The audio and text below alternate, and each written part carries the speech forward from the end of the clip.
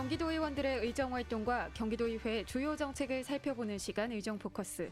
안녕하세요. 이미란입니다. 오늘은 최창 교육의원과 이야기 나눠보겠습니다. 안녕하세요. 네, 안녕하십니까. 반갑습니다. 네, 경기방송 청취자들에게 인사 말씀 해주시죠. 네, 경기방송 청취자 여러분 반갑습니다. 경기도 교육원 최창입니다.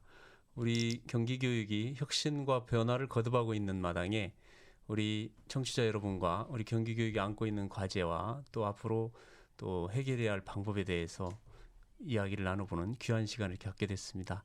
여러분 교육에 대한 깊은 관심 감사드립니다. 네. 경기도의회 후반기 원구성 논의가 지금 활발하게 진행이 되고 있는데요. 전반기에 이어서 후반기에도 교육의원들은 교육상임위원장을 맡아야 한다 이렇게 주장을 하고 있죠. 어떤 이유에서 그런 건가요? 아시다시피 교육위원회는 7명의 교육의원과 6명의 도의원으로 구성되어 있습니다. 이렇게 다수를 차지하고 있는 교육의원들이 교육상임위원장을 맡는 것은 매우 당연한 일인데도 불구하고 전반기에도 이제 당 소속의 의원이 위원장을 맡았습니다. 저희 교육의원들이 교육위원장을 맡아야 한다는 것은 우리 교육위원회의 기능과 역할을 충실하게 하기 위해서 그렇습니다. 첫 번째는 교육의원들은 교육 현장 경험이 많기 때문에 현장을 잘 알아서 의정활동을 심의하고 또 견제할 때 현장 의견을 바탕으로 한다는 점이고요. 두 번째는 교육에 대한 전문성이 누구보다도 좀 많이 있기 때문에 교육 문제, 산적한 교육 문제의 원인과 그것을 풀어가는 방법에서도 전문성을 발휘해서 교육 의정을 합리적으로 풀어갈 수 있기 때문에 저희는 교육위원장을 교육원이 맡아야 한다 이런 주장을 하고 있는 겁니다. 그러려면은 민주통합당과의 합의도 잘 이루어져야 할 것 같은데요. 어떤 식으로 논의를 진행하실 건가요? 현재 민주통합당이 이제 상임위원장 배분과 그다음 선임에 사실은 다수당이기 때문에 그런 권한을 실제로 갖고 있습니다. 네. 저희는 그래서 민주당 그 대표하고 몇 차례 면담을 통해서 교육위원장을 교육원이 맡아야 하는 그런 요구와 또 다수 도민들이나 학부모들이 어떤 생각을 갖고 있는가를 전한 바가 있습니다. 전국적으로도 약 9개 시도에서 교육의원들이 교육위원장을 맡고 있는 만큼 경기도의회 민주당도 사실은 전향적으로 후반기에는 교육의원들에게 교육위원장을 맡도록 이렇게 해주리라 기대를 하고 있고요. 그런 당위성을 설명하고 의원들에게 또 이해도 구하고 또 교육계에도 저희의 뜻을 잘 전하려고 하고 있습니다. 예. 네, 그러기 위해서는 여러 가지 논의도 많이 하셔야 될 것 같고 어떤 식으로 행동하셔야 될지 준비도 하실 것 같아요. 어떻게 진행이 되고 있나요?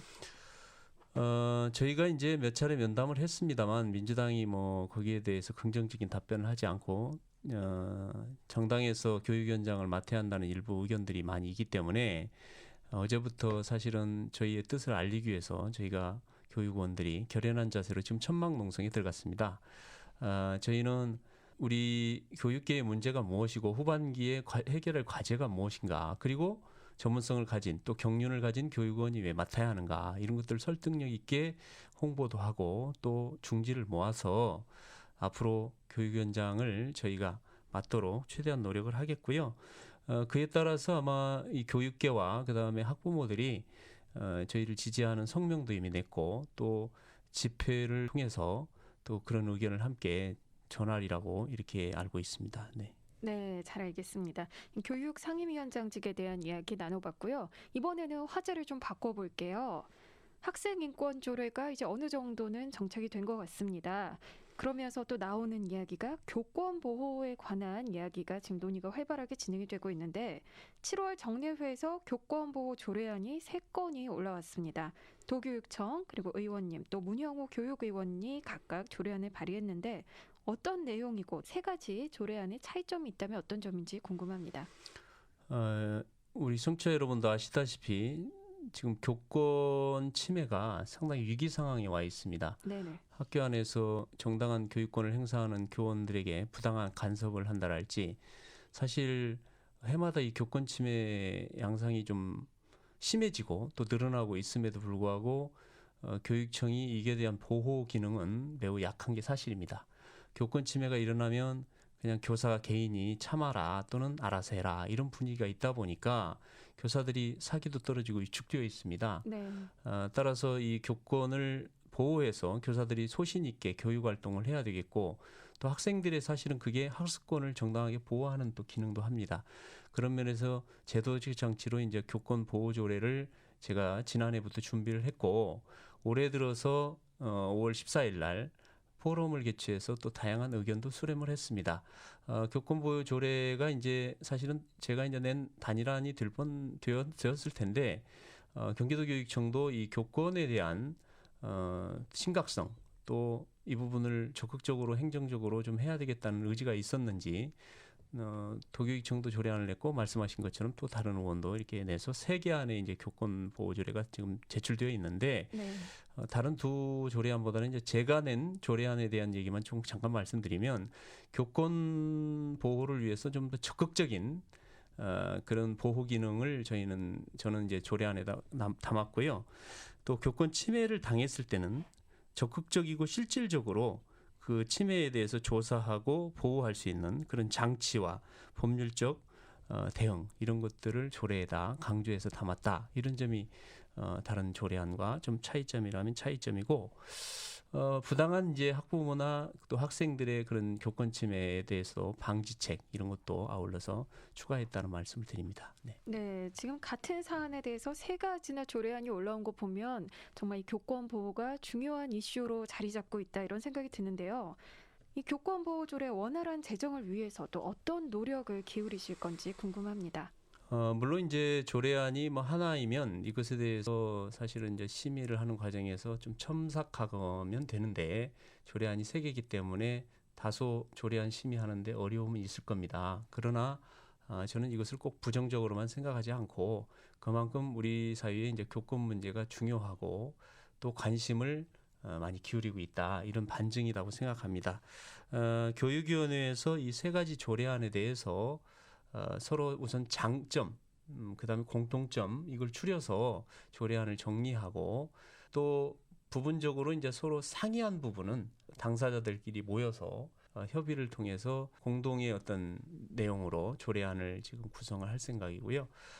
이제 그런 상황 자체가 이제 교육위원회에서 진행되기 때문에 교육위원회 단일안으로 조례안이 만들어져서 조례를 이제 심의하도록 그렇게 할 생각을 갖고 있습니다.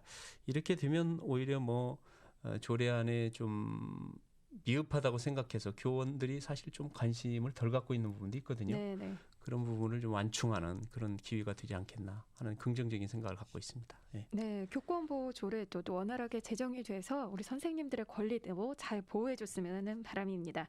네, 이제 준비된 시간이 다 됐습니다. 의원님의 끝인사로 이 시간 마치겠습니다. 우리 학부모뿐만 아니고 이 도민 여러분이 교육의 미래에 대해서 늘 관심을 갖고 있고 또 교육이 곧 우리 나라의 희망이다 이렇게 생각하고 있습니다. 특히 경기교육은 다른 지역 교육을 선도할 정도의 혁신적인 정책들을 내세우고 있고 공교육의 본질이 사실은 훼손되고 있는 마당에 우리 교육의 미래를 내다보면서 혁신학교를 지정한다랄지 또는 평가 방식을 학생들의 서술형 평가로 해서 학생들의 창의력을 기르는 그런 교육들을 해가고 있습니다.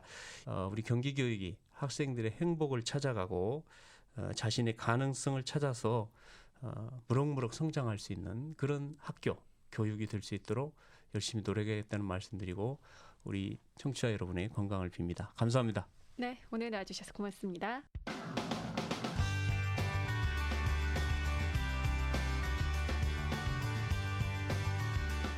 경기도 의원들의 의정활동과 경기도의회 주요 정책을 살펴보는 시간 의정포커스 최창희 교육의원과 함께했습니다. 고맙습니다.